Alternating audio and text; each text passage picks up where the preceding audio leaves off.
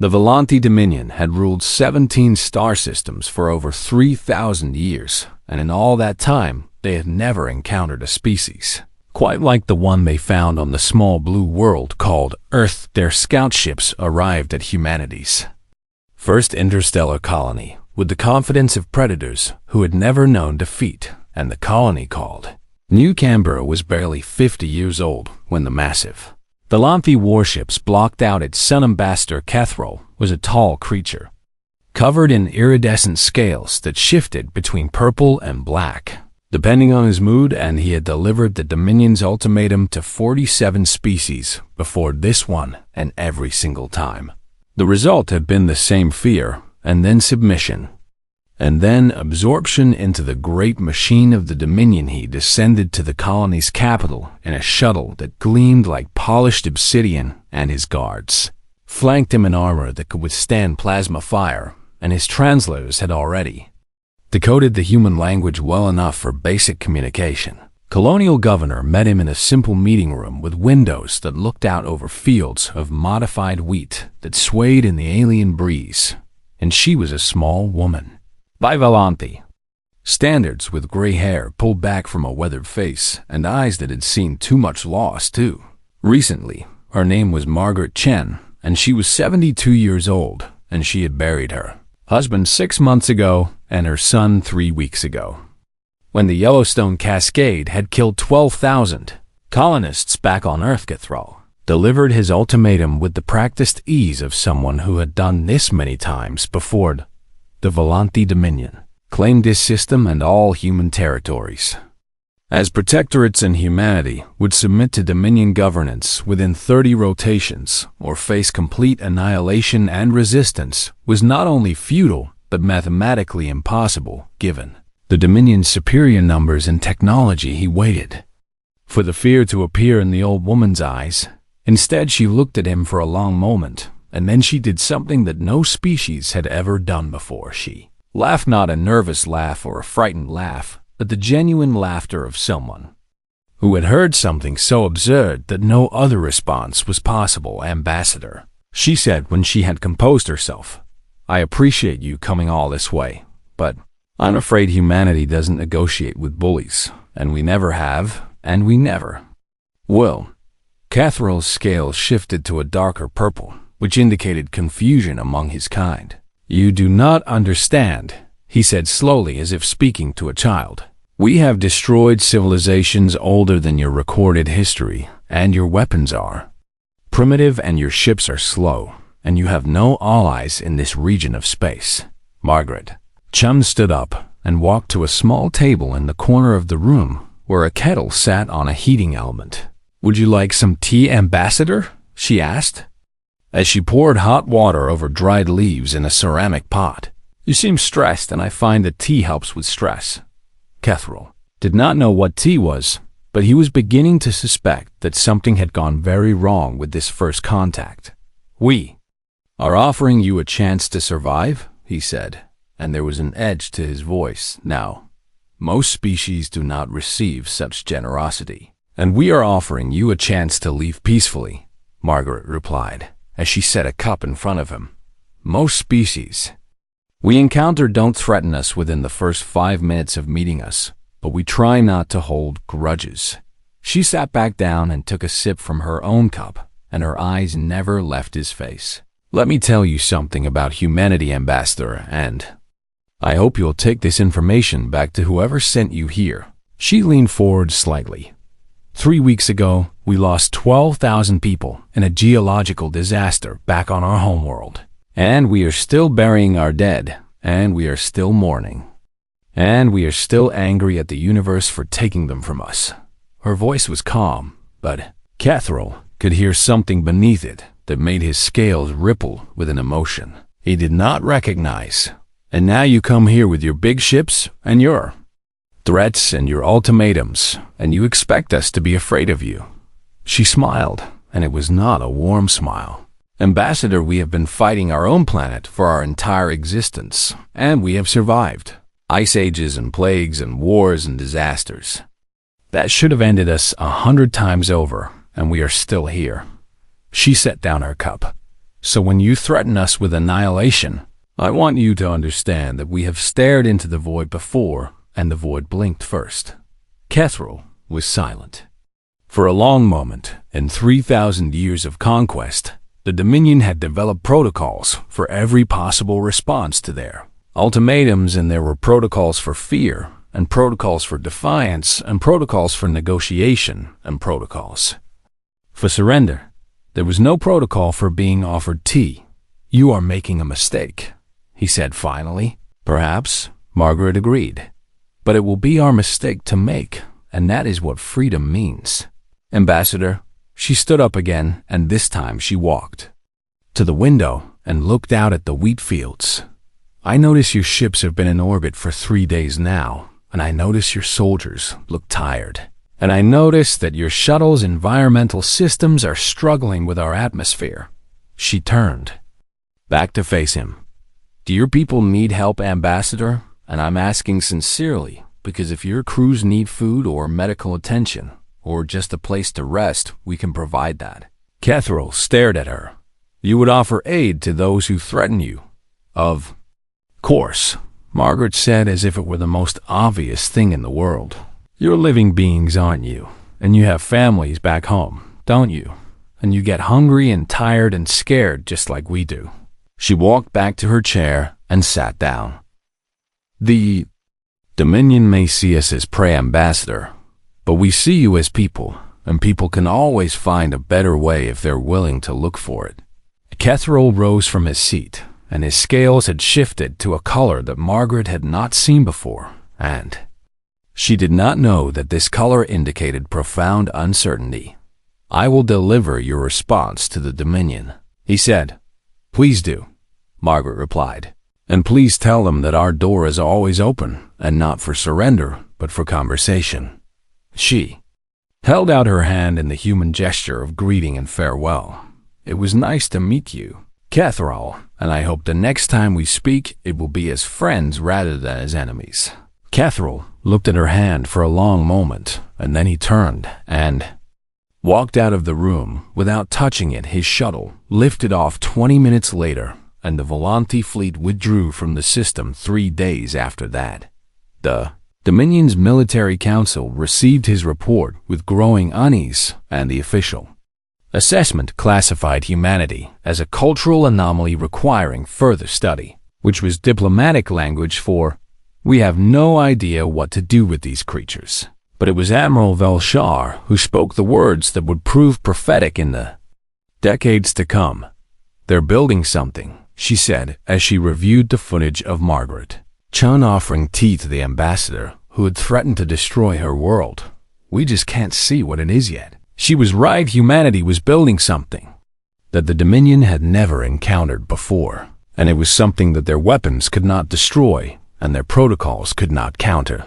They were building a reputation, and in the vast darkness between the stars, where empires rose and fell like waves upon a shore, the reputation would prove more powerful than any fleet ever assembled. Margaret Chun died 8 years later at the age of 80, and she never saw the empire that her simple act of defiant kindness helped to create, but her granddaughter Elena would, and so would billions of others across dozens of worlds and hundreds of species. The Volanti Dominion had expected to find prey on that small blue world. Instead, they found something far more dangerous. They found teachers. 10 years after the Volanti first arrived at New Canberra, the galaxy had begun to notice something strange about the humans. They did not build warships. Every other spacefaring species in the known galaxy had followed the same pattern when they reached the stars, and they built weapons first and exploration vessels second, and they armed themselves against the darkness, because the darkness was full of teeth. But humanity had looked at the stars and seen something different. They saw neighbors. The first human deep space vessel was not a battleship or a carrier or a destroyer, and it was a hospital ship called the Florence Nightingale. And it carried 300 doctors and nurses and medical technicians and enough supplies to treat 10,000 patients. The Volanti spies who monitored human space Transmissions reported this development with confusion, and their analysts debated whether it was a trick or a trap or perhaps some kind of cultural madness that affected young species. The Dominion decided to test humanity's resolve. They invaded the Korath system, which was home to 9 billion amphibian beings who had never developed faster than light travel and who had lived peacefully in their warm, shallow oceans for 50,000 years. The Korath had nothing the Dominion wanted except their labor and their submission, and the invasion took 3 weeks and killed 400 million people. The survivors were herded into camps on the dry continents where the air hurt their gills and the sun burned their sensitive skin, and they waited to die because that was what conquered peoples did. Then the human ships arrived, not warships and not weapons, and just 17 vessels painted white with red crosses on their hulls. And they entered the system broadcasting a simple message on all frequencies: "We are here to help." The Dominion fleet commander was so surprised that he allowed the human ships to land before he thought to stop them, and by then it was too late. Human doctors waded into the refugee camps with water sprayers and gill moisturizers and shade structures, and they worked for 20 hours straight before anyone thought to ask what they wanted in return. A young Korath female named Kethora was dying. When a human nurse found her, and her gills had dried out, and her skin was cracking, and she had given up hope. 3 days ago, the nurse was a man from a place called Norway, and his name was Eric, and he sat down in the mud next to Kethora, and he poured water over her gills, and he held her webbed hand in his.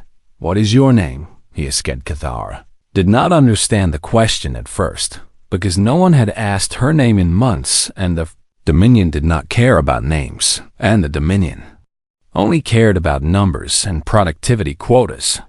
"Kethora," she whispered. "That's a beautiful name." Eric said, "I'm going to help you, Kethora, and you're going to be okay." She was not okay, and not right away, but she survived, and she would remember that moment for the rest of her very long life. The human relief mission stayed for 6 months, and in that time they treated over 2 million Korath refugees, and they built water reclamation systems, and they constructed artificial wetlands, and they taught the Korath how to survive in their new harsh environment. The Dominion watched all of this with growing unease. What did they want? Admiral Velshar demanded at a military council meeting. No species expends resources without expecting return, and what are the humans getting from this? No one had an answer.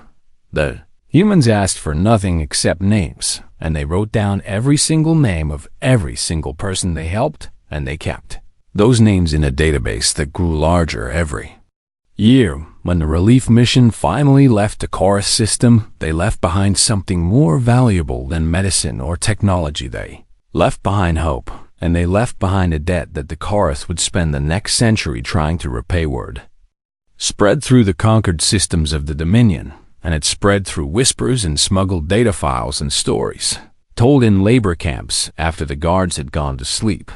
There were beings out there who helped strangers, and there were beings who asked for nothing in return, and there were beings who believed that every life had value regardless of species or status or usefulness.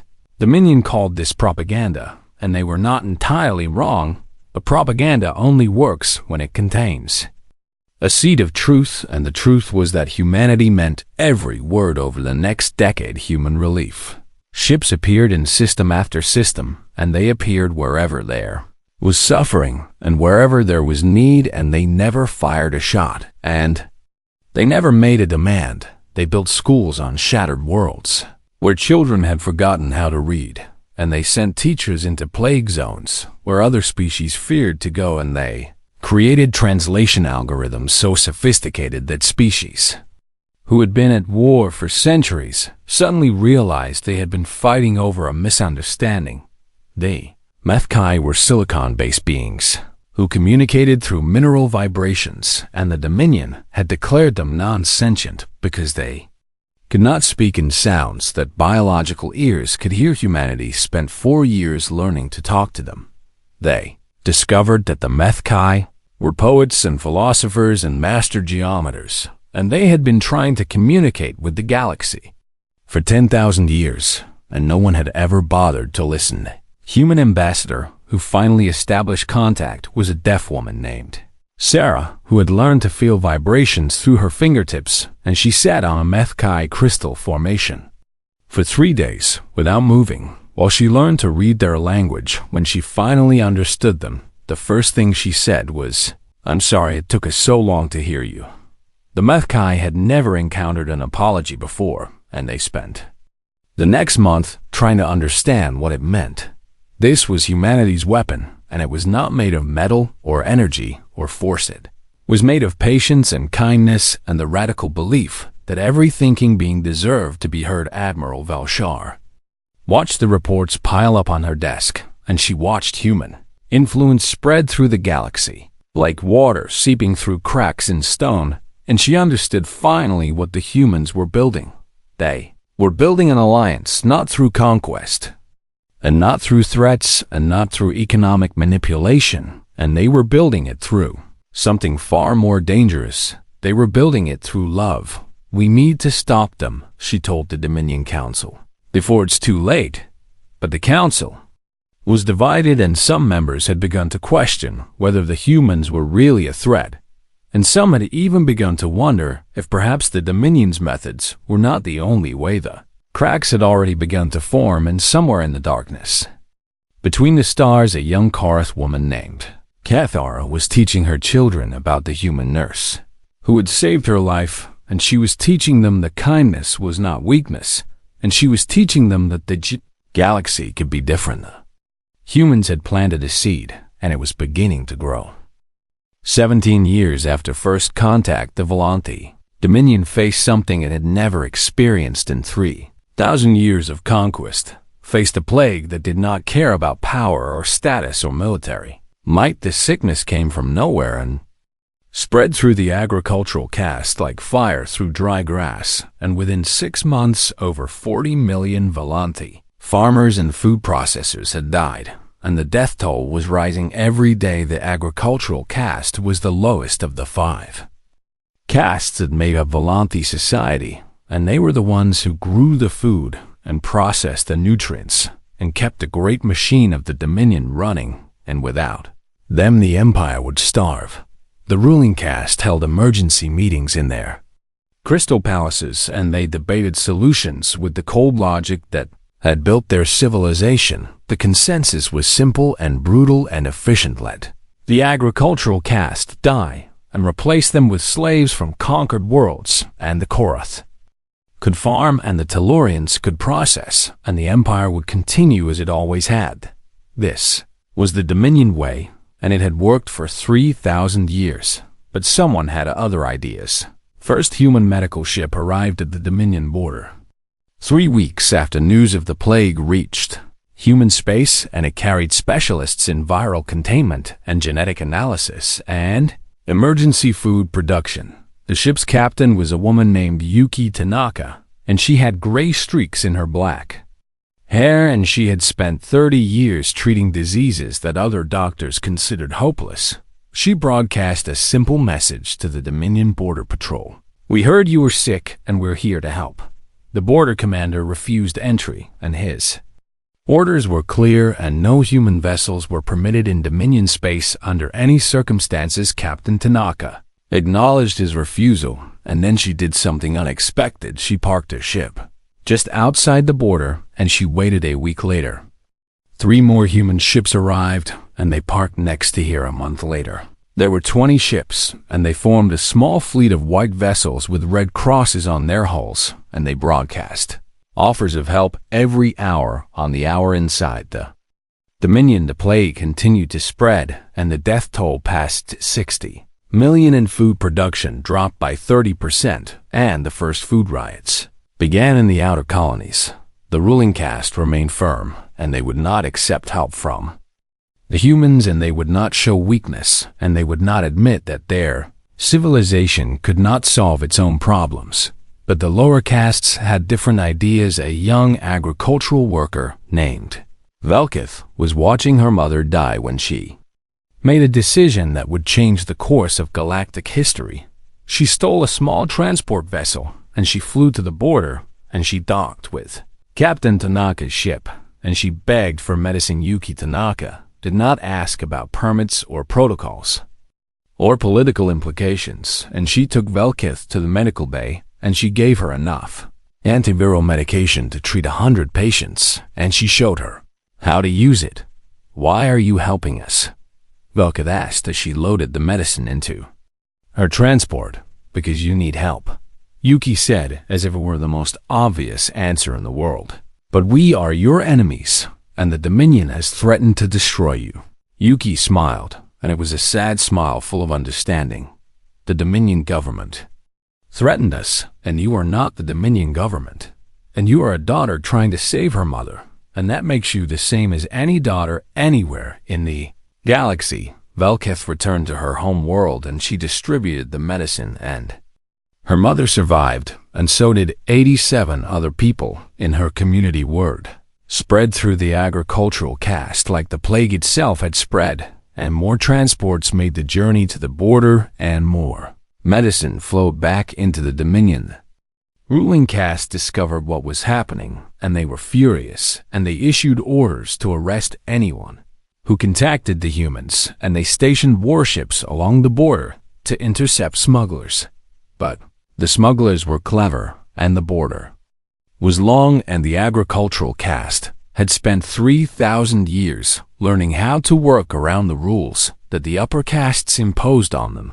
Human medical supplies appeared in dying communities in the dead of night, and agricultural drones bearing Earth's flag dropped medicine packages over plague zones, and encrypted communications taught Velanthi healers how to manufacture their own treatments using local materials.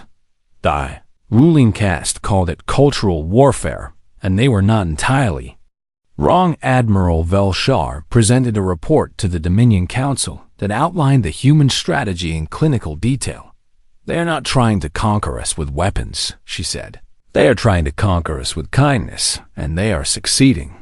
The council debated for 3 days, and in the end they decided to do nothing, and the plague was already burning itself out, and food production was recovering, and the crisis would pass. But something had changed in the Dominion, and something that could not be measured in death tolls or production quotas.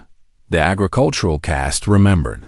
They remembered that when their own rulers had been willing to let them die, the strange soft-skinned aliens had come with medicine, and they remembered that the humans had asked for nothing in return, and they remembered that the humans had treated them like people instead of numbers. Velth became a leader in her community, and she organized networks of mutual aid, and she taught her children about the human captain who had saved their grandmother.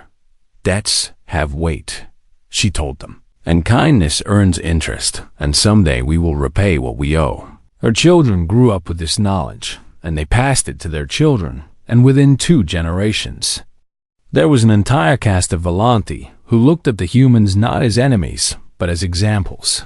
The ruling caste never understood what had happened, and they counted the dead, and they calculated the economic damage, and they concluded that the plague had been a minor setback. They did not count the changed hearts, and they did not calculate the accumulated debts, and they did not understand that the foundation of their empire had developed cracks that would take decades to become visible. Captain Tanaka returned to human space after the crisis passed, and she was awarded a medal that she never wore. And she gave interviews that she never enjoyed, and she went back to treating patients because that was what she did. When reporters asked her if she thought her mission had accomplished anything, she thought about it for a long moment.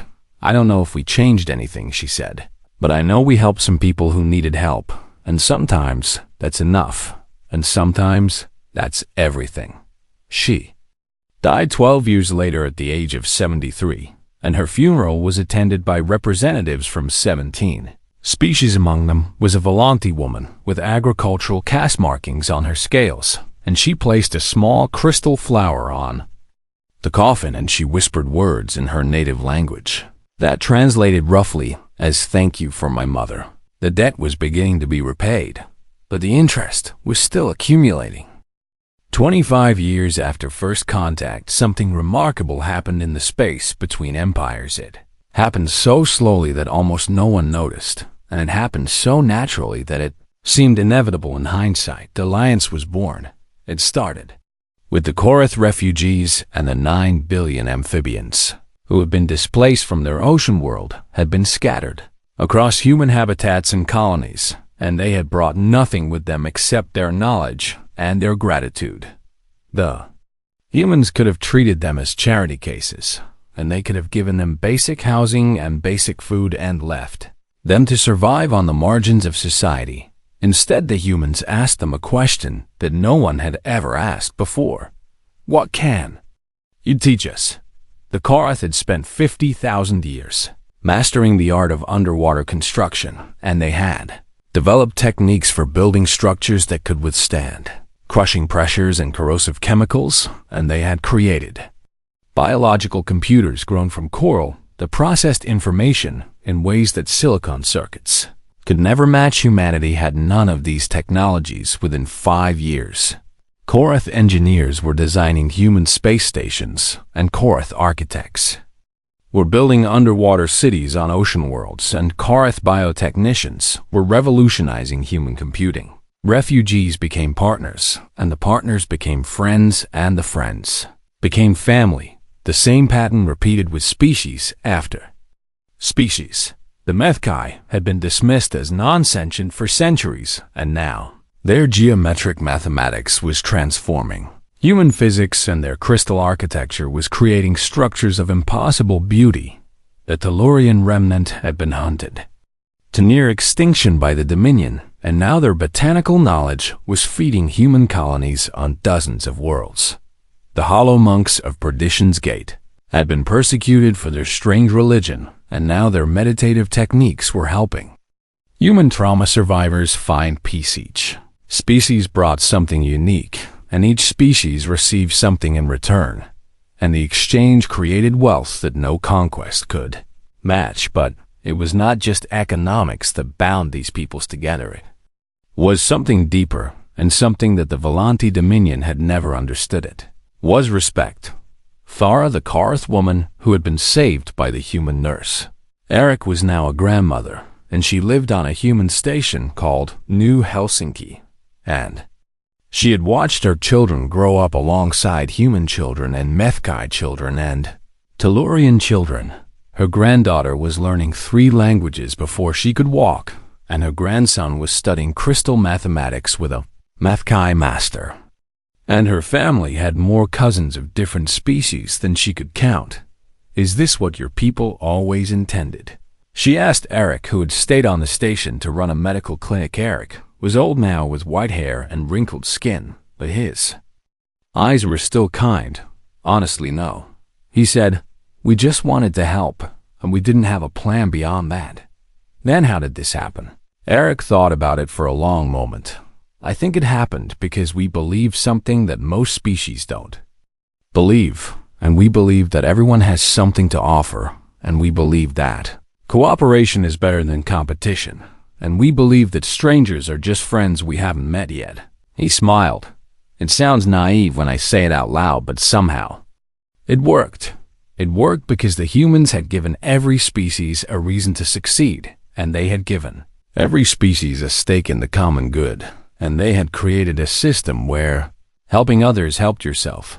The Dominion had built its empire on fear and conquest and exploitation, and it had created a system where every species was either predator or prey. The humans had built something different, and they had built a system where every species could be a partner, and where every partnership created more value than either partner could create alone. The Volanti spies who infiltrated human space reported these developments with growing alarm, and they watched trade routes multiply, and they watched populations flourish, and they watched technologies advance at speeds that the Dominion could not match. Admiral Velshar presented her analysis to the council. "They have surrounded us," she said, and her scales were pale with stress.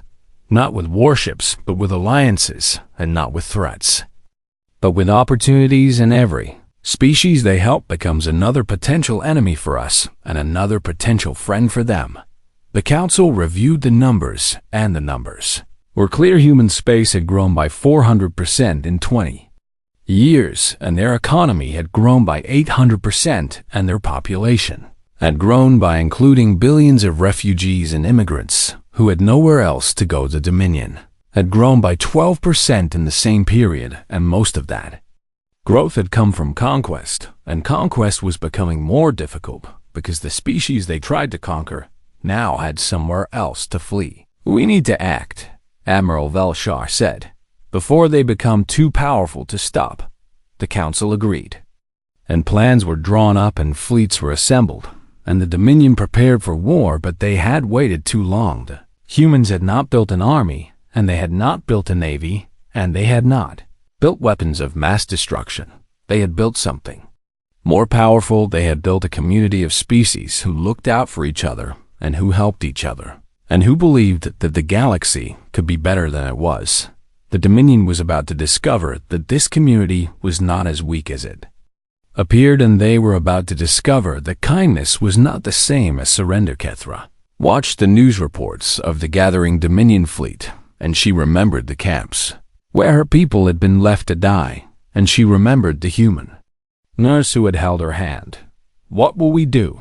Her granddaughter, Asket Kethara, thought about everything she had learned in the decades since her rescue, and she thought about the strange soft-skinned beings who had taught her that power did not have to mean cruelty.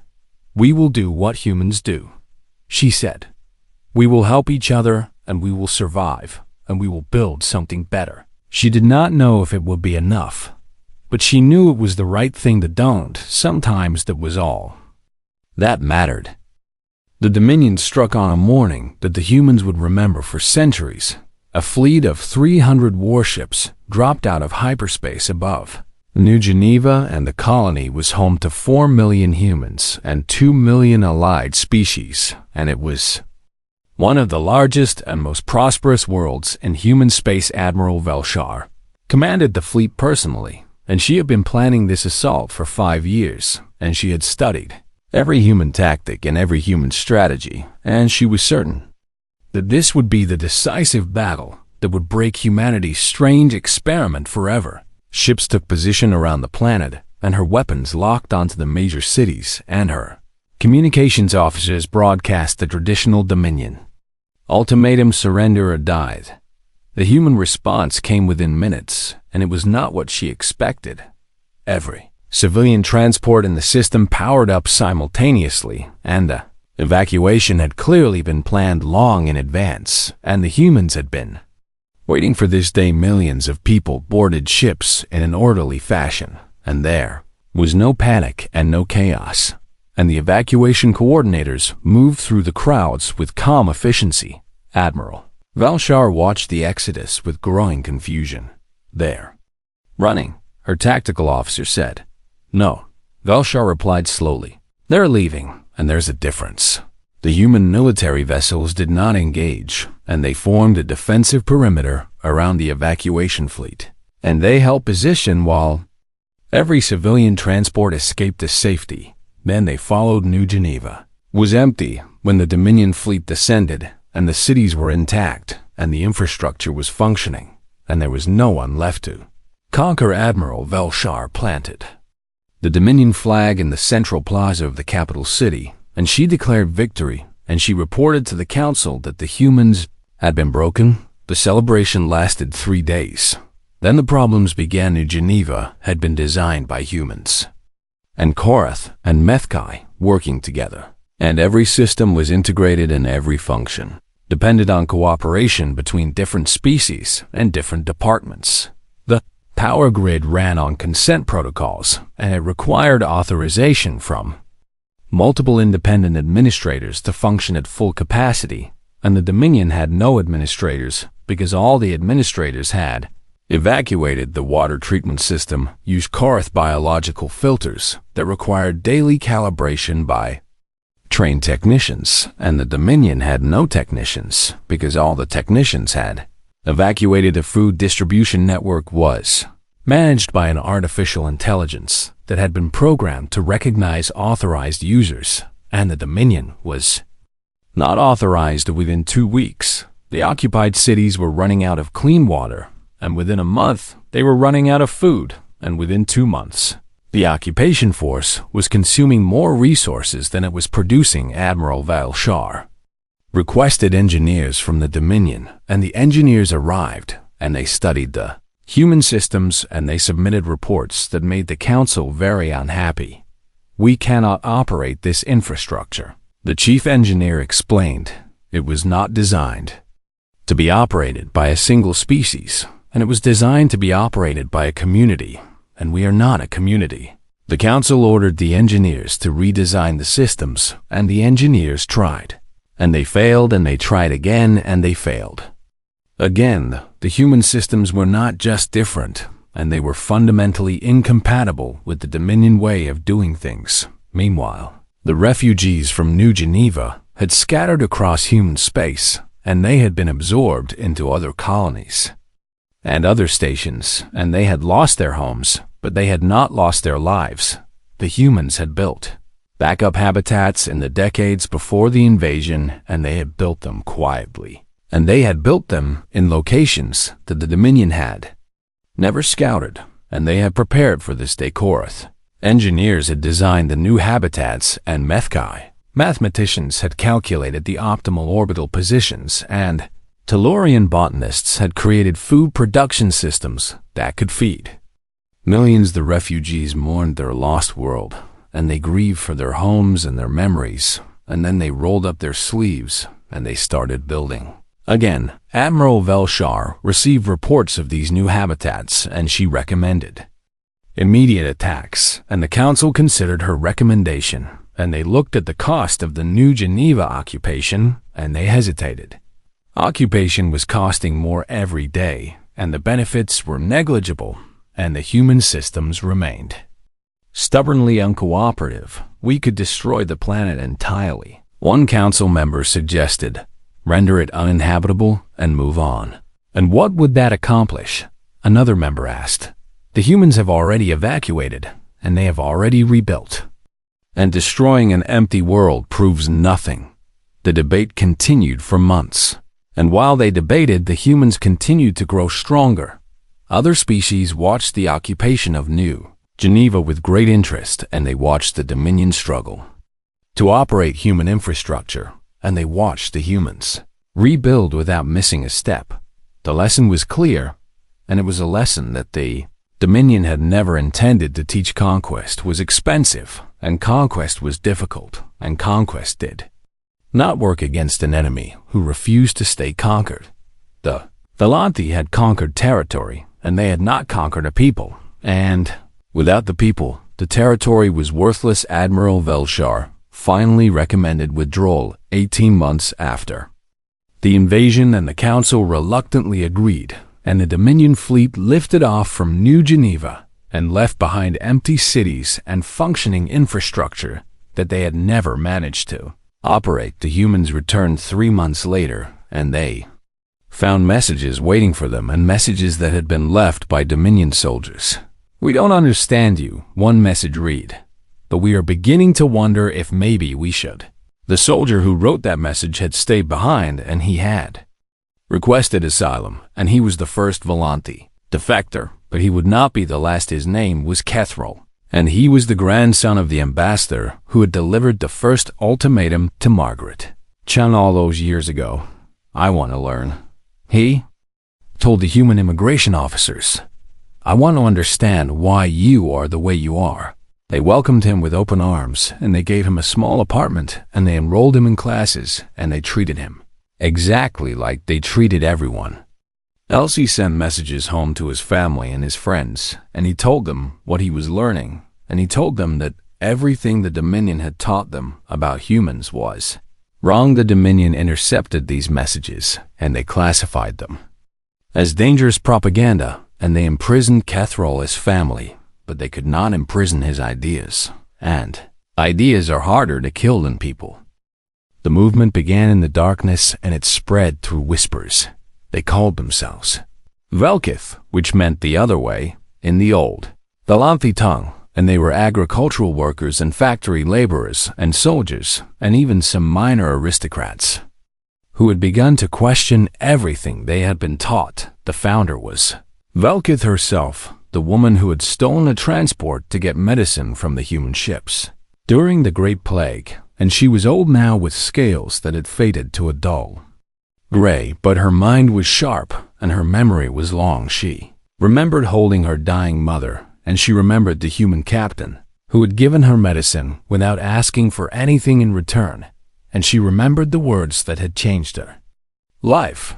You are a daughter trying to save her mother, and that makes you the same as any daughter anywhere in the galaxy. For 20 years, she had carried those words in her heart, and for 20 years she had watched the Dominion treat its own people as disposable resources, and for 20 years she had wondered if there was another way. Now she had an answer. The Velkith movement did not seek to destroy the Dominion, and they did not seek revenge or revolution or violence, and they sought something far more dangerous. They sought transformation. Underground schools appeared in agricultural districts where children learned to read forbidden texts, and they learned human literature and human philosophy and human history, and they learned that other ways of living were possible. Shakespeare was translated into Valanthi script, and his plays were performed in secret by candlelight, and the agricultural caste wept at Romeo and Juliet and laughed at A Midsummer Night's Dream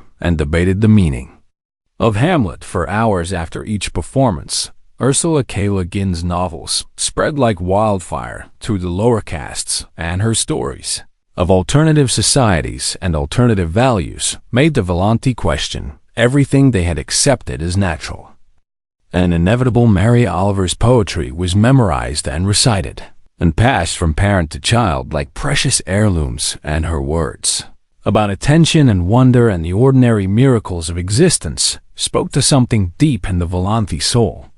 The ruling caste discovered the movement eventually, and they responded with the tools they knew best, and they sent soldiers and interrogators, and they arrested thousands of suspected members. Valalth herself was captured in the 32nd year after first contact, and she was brought before an interrogator named Belshar, who was a distant relative of the famous admiral.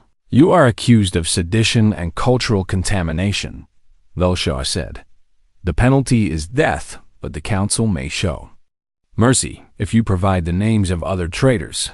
Velkith looked at him with eyes that held no fear. I will give you no names, she said. Not because I am brave, but because I know something you don't. And what is that?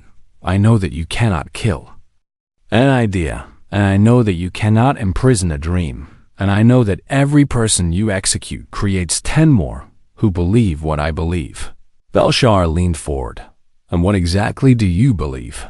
Velkith smiled, and it was a gentle smile full of sadness and hope. I believe that kindness is not weakness, and I believe that cooperation is better than domination, and I believe that every living being has value regardless of caste or species or usefulness to the state. She paused.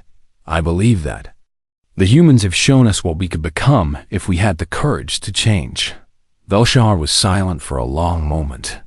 These are dangerous ideas. Yes, Velkith agreed.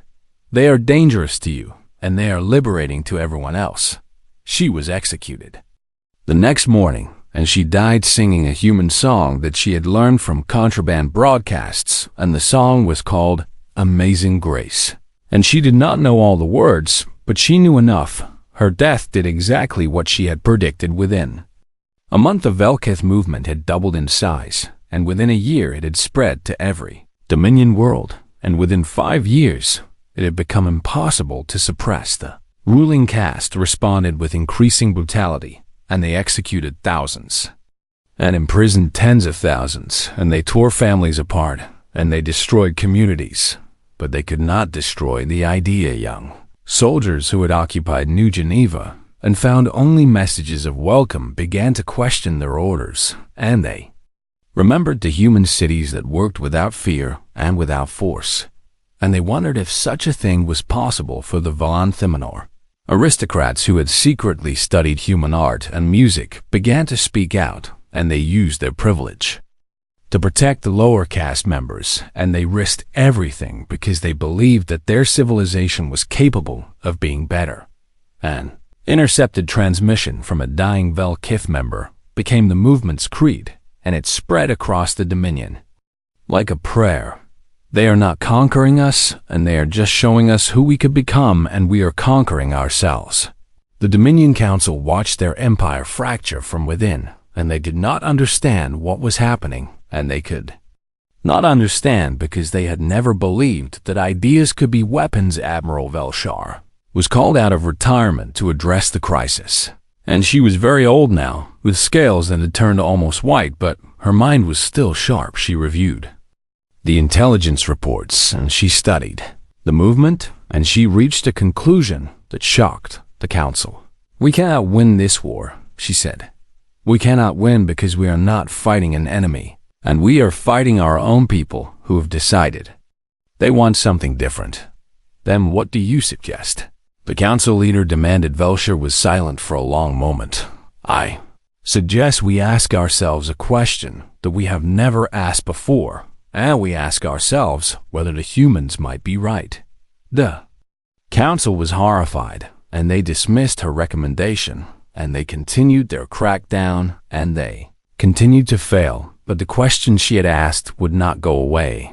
And somewhere in the darkness of Dominion space, a young Volanti woman read a smuggled copy of a human poem, and she wept because for the first time in her life, she understood that she was not alone.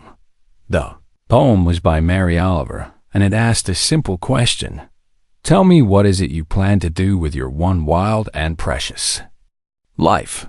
The young woman did not know the answer yet, but she knew she wanted to find out. 37 years after first contact, the impossible happened. The Dominion requested a conference. The message arrived at human headquarters on a morning that seemed no different from any other, and it was formal and stiff, and it used diplomatic language that barely concealed the humiliation behind it. "The Volanti Dominion seeks dialogue with the human coalition regarding matters of mutual concern." Elena Chung read the message 3 times before she believed it was real, and she was 62 years old, and she had spent her entire career preparing for this moment, and she had never expected it to actually arrive. She was Margaret Chun's granddaughter, and she had grown up hearing stories about the day her grandmother offered tea to an ambassador who had threatened to destroy humanity, and she had inherited her grandmother's stubbornness and her grandmother's kindness and her grandmother's unshakable belief that people could change. "They're serious," her aide said. "Our intelligence confirms that the council voted unanimously to seek negotiations." "What changed?" "Everything," the aide replied. "Internal dissent has paralyzed their military, and their economy is collapsing under the weight of trying to suppress the Vel-Kith movement. And 3 of their subject systems have declared independence in the last 6 months." Elena nodded slowly. "They're not coming to negotiate because they want to, and they're coming because they have no choice." "Does that matter?" Elena thought about it for a long moment. "No," she said finally. "It doesn't matter why they came, and it matters what we do now that they're here." The conference was held on a neutral station in unclaimed space, and the human delegation arrived first, and they spent 3 days preparing the meeting rooms and the accommodations. Elena did not bring generals or admirals or weapons specialists, and she brought historians and ethicists and trauma counselors, and she brought people who understood that victory was not about defeating an enemy, and victory was about building something that lasted. The Dominion delegation arrived in a warship that bristled with weapons, and they seemed surprised that the human station had no visible defenses, and they seemed even more surprised when they were greeted with warmth and courtesy. The lead Dominion negotiator was a high-caste male named Velrath, and he was young for his position, and he had been chosen because the old guard had failed, and the Dominion needed new thinking. Elena met him at the airlock, and she extended her hand in a human gesture of greeting. Veleth hesitated, and he had been taught that humans were dangerous and deceptive, and that their kindness was a weapon, and he did not know how to respond to a simple handshake. Elena waited patiently, and she did not withdraw her hand, and she did not show any sign of offense at his hesitation. Finally, Velroth reached out, and he took her hand, and he felt the warmth of human skin against his scales, and he realized that this was the first time he had ever touched a human. "Welcome," Elena said. "We have a lot to talk about." The negotiations lasted for weeks, and they were unlike any negotiations the Delanti had ever experienced. The humans did not make demands, and they did not threaten, and they did not try to extract concessions through pressure or deception. Instead, they listened. Elena spent the first week simply asking questions, and she asked about Volanti history, and Volanti culture, and Volanti fears and Volanti hopes, and she wrote down every answer in a notebook that grew thick with observations. Velroth did not understand what she was doing. "When will you present your terms?" he asked after 7 days of questions. "We don't have terms," Elena said. "Then what do you want?" Elena set down her notebook, and she looked at him with eyes that reminded him somehow of ancient things and deep water and starlight. "We want to understand you," she said. "We want to know what you need and what you fear and what you dream about when you let yourself dream. Why? Because you can't help someone if you don't understand them, and we want to help you." Velroth stared at her. "We are your enemies, and we have killed your people, and we have conquered your worlds, and we have threatened to destroy your civilization." "Yes," Elena agreed. "And now you're here asking for dialogue, and that took courage. And that tells me that you want something different, even if you don't know how to ask for it." She leaned forward. "The Dominion as it exists cannot continue, and you know this, and we know this, and everyone in this room knows this. But that doesn't mean the Delanti people have to end, and it just means you have to change. Change into what? That's not for us to decide," Elena said. "That's for you to decide. And we can help, but we can't force you, and we wouldn't want to force you even if we could." Velroth was silent for a long time. "This is not how conquest works. We're not trying to conquer you," Elena said. "We're trying to invite you." "Invite us to what?" Elena smiled, and it was a smile that held 3 generations of hope and loss and stubborn faith. "We're inviting you to join us, and not as a conquered territory, and not as a diminished power, and we're inviting you to join us as equals." She pulled out a document that she had been preparing for years, the Coalition of Sentient Peoples as one founding principle, and that principle is that every conscious being has inherent worth. And if you can accept that principle, then everything else is negotiable. Velroth read the document, and his scales shifted through colors that Elena could not interpret. "You would accept us after everything we have done. We would accept you because of who you could become," Elena said. "The past is gone, and we cannot change it. But the future is still unwritten, and you get to choose what you write."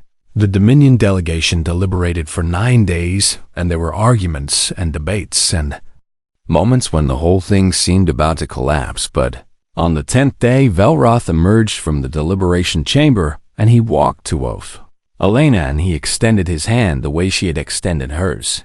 "Yes," he said in the human language that his people had spent decades trying to suppress. Elena took his hand, and she felt scales against her skin, and she felt history shifting beneath her feet. "Welcome to the family," she said, and she meant it. 100 years after first contact, the galaxy had become something that no one had predicted. The Coalition of Sentient Peoples spanned 43 star systems, and it included 71 recognized species, and it was governed not by emperors or warlords or corporate boards, but by a council where every voice mattered and every vote counted. There was no supreme military commander because the Coalition did not believe in supreme military commanders, and there were defensive fleets, but they were small, and they were stationed at the borders, and they had never fired a shot in anger. There were no conquered territories because the Coalition did not conquer, Every member had joined voluntarily, and every member could leave voluntarily. And somehow no one ever did. The capital world was called Haven, and it orbited a yellow star that reminded humans of home, and it had been designed by architects from 17 different species working together, and it was beautiful in ways that no single species could have imagined. The central plaza held a statue of Margaret Chun, and she was depicted offering tea to an unseen visitor, and the plaque beneath the statue read, "The first act of defiance was kindness." Beside her statue stood monuments to others who had shaped this civilization, and there was Captain Yuki Tanaka, who had brought medicine to dying strangers, and there was Velkith, who had stolen a transport to save her mother and started a revolution, and there was Eric, the nurse from Norway, who had asked a drowning refugee for her name. The old Valanti, who remembered the Dominion, sometimes complained that humanity had destroyed their empire through kindness, and they called it the cruelest weapon of all because it left no wounds that could heal and no scars that could fade. They were not entirely wrong. Kindness had destroyed the Dominion, and it destroyed it by showing the Valanti people that another way was possible, and it had destroyed it by making cruelty seem small and petty and unnecessary.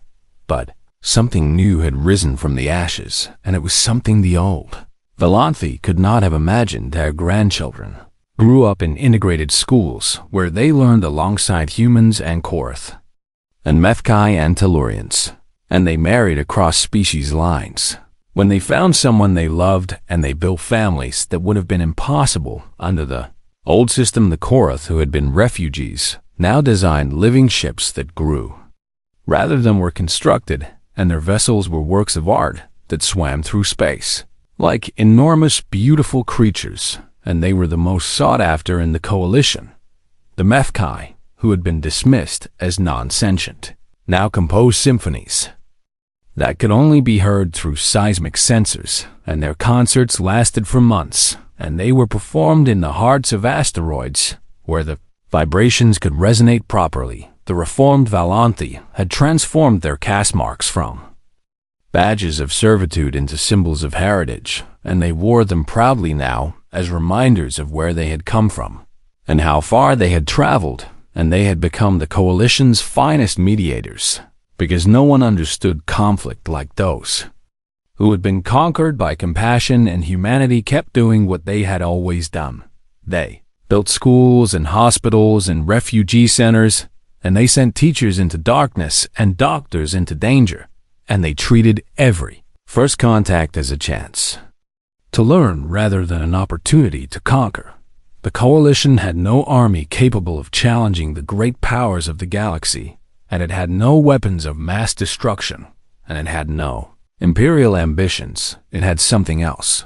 It had a reputation that spread across the stars like light itself, and every species that encountered humanity learned the same lesson that the Valanthi had learned all those years ago. These strange, soft-skinned beings from the small blue world did not want to rule the galaxy, and they wanted to heal it. And somehow, against all odds and against all logic, they were succeeding. Elena Chun died at the age of 103, and her funeral was attended by representatives from every member species of the coalition. And there were billions watching from across dozens of worlds. Her granddaughter spoke at the memorial, and she was young, and she had scales, and her name was Margaret, after the woman who had started it all. My great-great-grandmother was asked once what she hoped to accomplish by offering tea to an enemy, Margaret said, and she said that she hoped to show him that we were not what he expected. She looked out at the vast crowd of beings from dozens of species. I think she succeeded. There was laughter, and there were tears, and there was something that felt like family after the funeral. An old Valanthi male approached Margaret, and he had white scales, and he moved slowly, and he carried himself with the dignity of someone who had lived through everything. I was there, he said. I was in the room when your great-great-grandmother offered tea to Ambassador Kethral, and I was a young aide, and I thought she was insane. Margaret smiled. And what do you think now? The old Volante was quiet for a moment. I think she saw something that the rest of us couldn't see yet, and I think she saw what we could become if we had the courage to try. He reached out and he took Margaret's hand, and the scales met the skin, and neither of them flinched. "I think she saw this," he said. "I think she saw you and me standing here together as family." Margaret squeezed his hand gently. "Would you like some tea?" she asked. Old Volante laughed, and it was a warm laugh full of memory and wonder and gratitude. "I would like that very much," he said. They walked together toward the memorial hall, where hundreds of species were gathering to share food and stories and grief and joy. It was not the empire that anyone had expected, and it was not even technically an empire at all. It was something the galaxy had never seen before, and it was a civilization built on the radical belief that kindness was not weakness, and that empathy was a survival trait, and that the best way to defeat an enemy was to turn them into a friend. The Volante had been right about one thing all those years ago. They never saw it coming. Nobody ever does. And somewhere across the vast darkness of space, a new species was looking up at the stars for the first time. And they were wondering what was out there, and whether they were alone. They were not alone. They would never be alone again. Humans were coming, and they were bringing something that the universe had always needed. They were bringing hope.